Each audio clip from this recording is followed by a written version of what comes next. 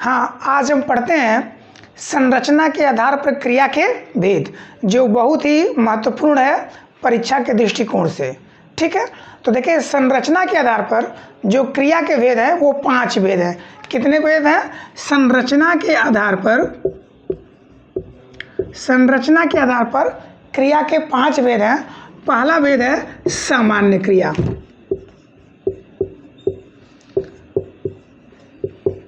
कल हम लोग पढ़े थे कर्म के आधार पर क्रिया के भेद, सकर्मक और अकर्मक। आज पढ़ते हैं संरचना के आधार पर क्रिया के भेद।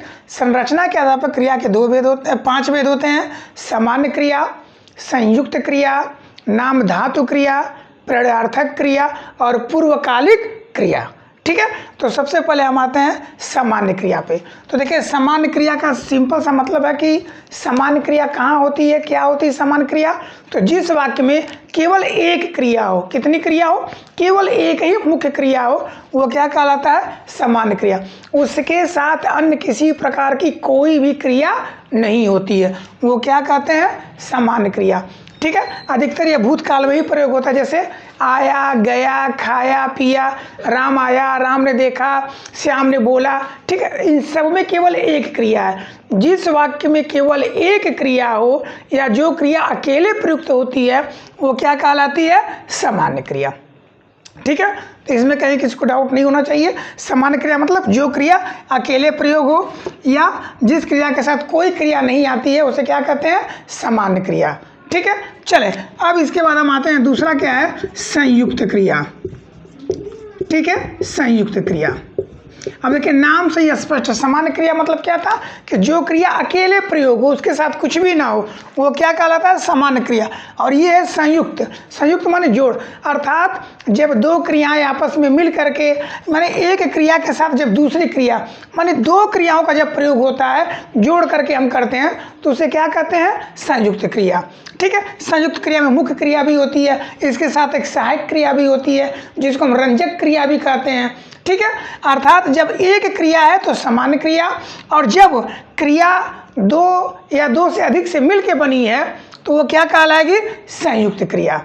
ठीक है, इसका मैंने बताया सामान्य क्रिया का गया, खाया, पिया, राम आया, श्याम गया। अब संयुक्त क्रिया में क्या होती है कि दो या दो से अधिक क्रिया मिल करके जब करती हैं तो वो क्या कहलाता है? संयुक्त क्रिया। जैसे चिल्लाना एक क्रिया है, उठना एक क्रिया है। अब हम दोनों को मिला दिए, चिल्ला उठा, दो क्रिया हो गई ना, तो क्या होगा? संयुक्त क्रिया। बोल पड़ा, बोलना पढ़ना दोनों क्रिया, बोल पड़ा, चल पड़ा, गिर पड़ा, कह उठा, ये सब क्या है? संयुक्त क्रिया है। वह खा रहा है, खाना भी क्रिया है, रहा भी क्रिया है, सहायक क्रिया। तो खा रहा है, जा रहा है, बोल रहा है, पढ़ रहा है, या बोल पड़ा, चिल्ला उठा, गिर पड़ा, भाग पड़ा, ये सब क्या है? संयुक्त क्रिया। क्योंकि इसमें एक साथ दो दो क्रियाएं प्रयुक्त हुई हैं। संयुक्त क्रिया में एक क्रिया जो होती है वो मुख्य होती है, दूसरी जो क्रिया होती है उसको रंजक क्रिया कहते हैं। ठीक है, सहायक क्रिया कहते हैं।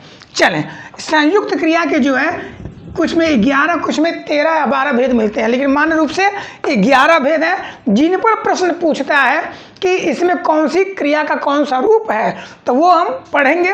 पहले इन सब का हम पहचान पढ़ लेते हैं, फिर आगे पढ़ेंगे। अब आते हैं सामान्य क्रिया हो गया, संयुक्त क्रिया हो गया। तीसरा जो है वो है नाम धातु क्रिया। कैसी क्रिया है?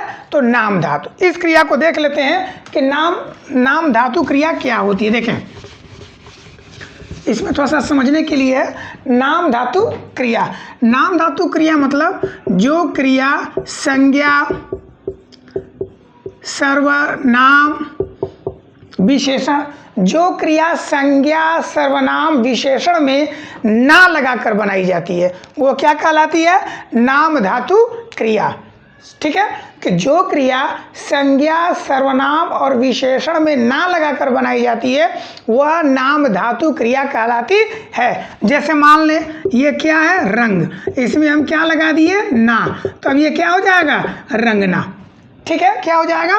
रंगना। एक क्रिया हो गई ना ये, तो ये क्या है? नाम धातु। जैसे मान लो ये हो गया हाथ, ठीक, इसमें हम ना लगा दिए, क्या हो गया? हथियाना। ठंडा, ठंडाना। गर्म, गरमाना। सर्वनाम ले ले अपना, तो क्या होगा? अपनाना। ठीक है। दोहरा तो क्या होगा, दोहराना, ठीक है। अर्थात नाम धातु क्रिया किसे कहते हैं, तो जब संज्ञा, सर्वनाम और विशेषण शब्दों में हम ना लगा कर क्रिया बनाते हैं तो वो क्रिया क्या कहलाती है, नाम धातु क्रिया। क्लियर है। चलें आगे देखते हैं। हमने सामान्य क्रिया पढ़ लिया, संयुक्त क्रिया पढ़ लिया, नाम धातु क्रिया पढ़ लिया। अब इसके बाद जो होता है वह है पूर्वकालिक क्रिया। पूर्वकालिक क्रिया देखें, यह नाम से भी स्पष्ट है। पूर्व मतलब पहले, काल माने समय, माने जो पहले हुई हो। अर्थात पूर्वकालिक क्रिया कहाँ होती है कि जब कर्ता किसी एक कार्य को समाप्त करके तुरंत दूसरा कार्य करता है, ठीक है।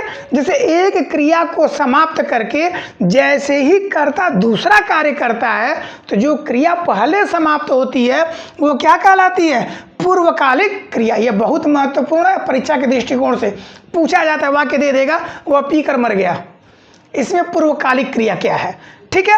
तो देखें पूर्वकालिक क्रिया क्या होती है कि जब कर्ता एक कार्य को समाप्त करके तुरंत दूसरा कार्य करता है तो जो पहला कार्य वो समाप्त किया है, जो क्रिया वो पहले किया है वो क्या कहलाती है, पूर्वकालिक क्रिया। और पूर्वकालिक क्रिया की पहचान क्या है कि उस क्रिया में क्या लगा रहेगा, कर लगा रहेगा। क्या लगा रहेगा, कर।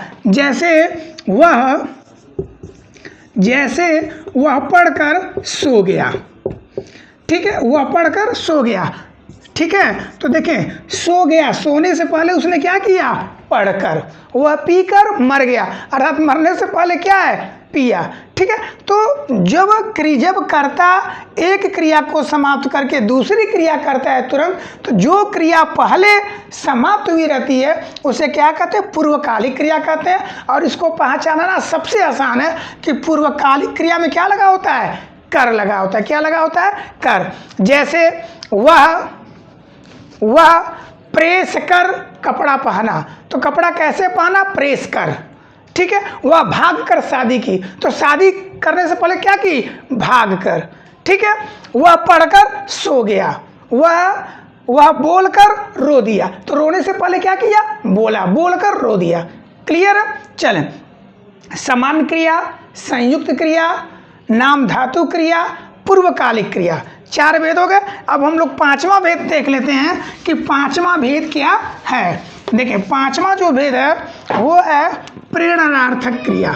प्रेरणार्थक क्रिया देखिए यहाँ हम केवल जो है कॉन्सेप्ट देते हैं, केवल सिद्धांत देते हैं, जिसको बहुत ज़्यादा न रटना है, केवल समझना है। और इसको समझ लिए तो इसी चीज़ को समझाने के लिए किताबों में तमाम नियम बनाए गए हैं। यहाँ हम केवल क्या बताते हैं, सिद्धांत बताते हैं, पढ़ लें पर्याप्त है इतना समझने के लिए।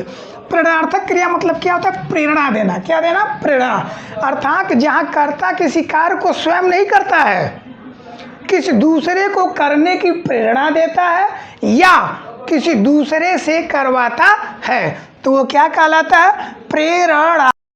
अर्थात प्रेरणार्थक क्रिया कर्ता स्वयं नहीं करता है, वह किसी दूसरे को करने के लिए प्रेरित करता है या किसी दूसरे से वह काम करवाता है, उसे क्या कहते हैं, प्रेरणार्थक क्रिया।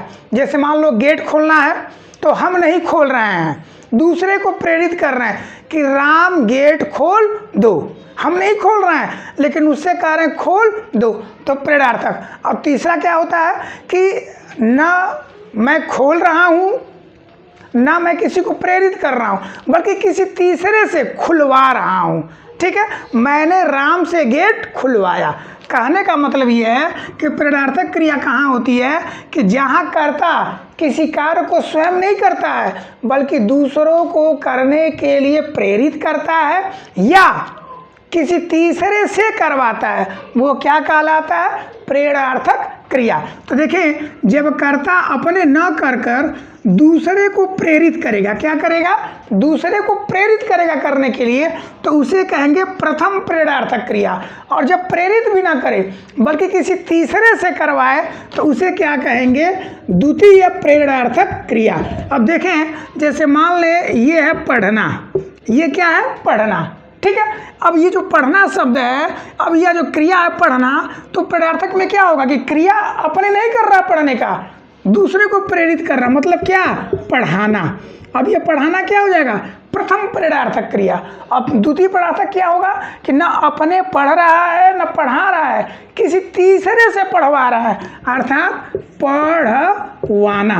अब ये पढ़वाना क्या हो जाएगा, द्वितीय प्रेरणार्थक क्रिया। कई बार एग्जाम में पूछा है, इसलिए मैंने इसको यहाँ उल्लेख कर दिया कि प्रथम प्रेरणार्थक क्रिया क्या होती है और द्वितीय प्रेरणार्थक क्रिया क्या होती है। जैसे लिखना, ठीक है। अब इसका प्रथम प्रेरणार्थक क्या होगा, लिखाना। लिखाना माने अपने नहीं लिख रहा है, लिखवा रहा है, ठीक। अब उसके बाद ना अपने लिख रहा है ना लिखा रहा है, किसी तीसरे से, अर्थात क्या, लिखवाना, लिखवाना, ठीक है। तो देखिए ये प्रथम प्रेरणार्थक है, द्वितीय प्रेरणार्थक, ठीक है। जैसे सजना, सजाना और सजवाना, ठीक है। जैसे ये शब्द क्या है, सजना, तो इसका क्या होगा, सजाना, माने अपने नहीं सज रहा है लेकिन दूसरे को सजा रहा है। और तीसरा क्या है, न सज रहा है न सजा रहा है, बल्कि क्या है, सजवाना, ठीक है। अर्थात प्रेरणार्थक क्रिया वहाँ होती है कि जहाँ कर्ता किसी कार्य को स्वयं नहीं करता है बल्कि दूसरे को करने के लिए प्रेरित करता है या किसी तीसरे के द्वारा करवाता है, वह प्रेरणार्थक क्रिया कहलाती है। देखिए उत्तर प्रदेश पुलिस और ये जो आया है अभी भर्ती, आई है भर्ती, क्या दरोगा की भर्ती, शिक्षक पात्रता परीक्षा टीटी जो आई है, उसमें यही छोटे छोटे क्वेश्चन पूछते हैं। क्रिया और क्रिया के कितने भेद हैं, उन भेदों पे आधारित दे देगा पढ़वाना, और कहेगा इसका क्रिया का रूप बताइए। तो ये पढ़वाना क्या होगा, प्रेरणार्थक क्रिया। पढ़ाना क्या है, प्रेरणार्थक क्रिया। अब उसमें भी यदि पूछे कि प्रथम प्रेरणार्थक, तो पढ़ाना क्या है, प्रथम प्रेरणार्थक, और पढ़वाना क्या है, द्वितीय प्रेरणार्थक, ठीक है। तो इस प्रकार हम लोगों ने संरचना के आधार पर क्रिया के भेद पढ़ लिए कि संरचना के आधार पर क्रिया के 5 भेद हैं। सामान्य क्रिया, अर्थात ऐसी क्रिया जो अकेले प्रयुक्त होती है, जिसके साथ अन्य कुछ भी ना प्रयोग हो, वो क्या कहलाती है, सामान्य क्रिया। जैसे गया, आया, खाया, पिया। संयुक्त क्रिया, जहाँ पर कई क्रियाएं मिलकर प्रयोग होती हैं, वो क्या कहलाती है, संयुक्त क्रिया। एक मुख्य रहेगा, बाकी जो क्रिया रहेगी सहायक क्रिया रहेगी, रंजक क्रिया रहेगी। जैसे बोल पड़ा, चल पड़ा, गिर उठा, कह उठा, ठीक है, जा रहा है, खा रहा है, पी रहा है, सो रहा है। तीसरा हम लोगों ने क्या पढ़ा था, नाम धातु क्रिया, अर्थात जो क्रिया संज्ञा सर्वनाम विशेषण में ना लगाकर बनाई जाती है वो क्या कहलाती है, नाम धातु। जैसे ठंडा ठंडाना, गर्म गरमाना, ठीक है।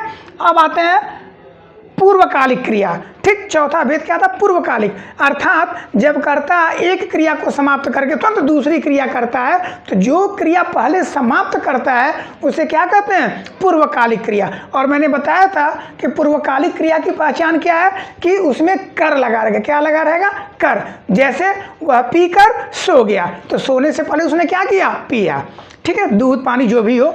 इसके बाद क्या है, प्रेरणार्थक क्रिया, अर्थात जहाँ कर्ता किसी कार्य को स्वयं नहीं करता है बल्कि दूसरे को करने के लिए प्रेरित करता है या किसी तीसरे से करवाता है, तो वो प्रेरणार्थक क्रिया कहलाती है।